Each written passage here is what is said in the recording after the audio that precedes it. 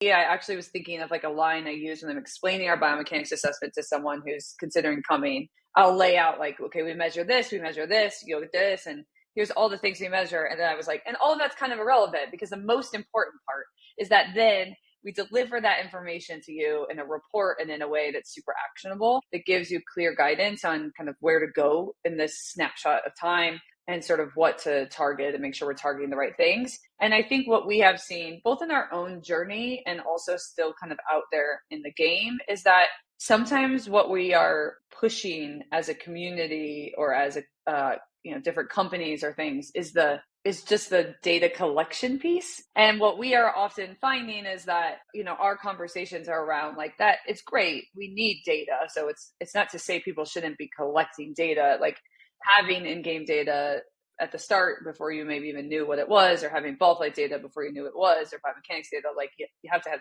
data collection, which I'm sure we're going to get into plenty with this conversation. But this idea that the product for the athlete is the data collection is, I think getting misunderstood, or even, Laura, maybe, this is to some of the conversations you've had when a school talks to us about their sports science department, like we're going to take our athletes to our sports science department. And it's like, you can both be excited for that because it's some data for that sports science. It's softball. It's really exciting. And also I think for us, we're always like, to the coach, what's your expectation of what you're going to get out of that? Because And that then sports what? science department, right? That sports science, it's one thing for the sports science department. It doesn't mean it's bad that they're doing that, but the likelihood that you as the coach are going to get something actionable out of that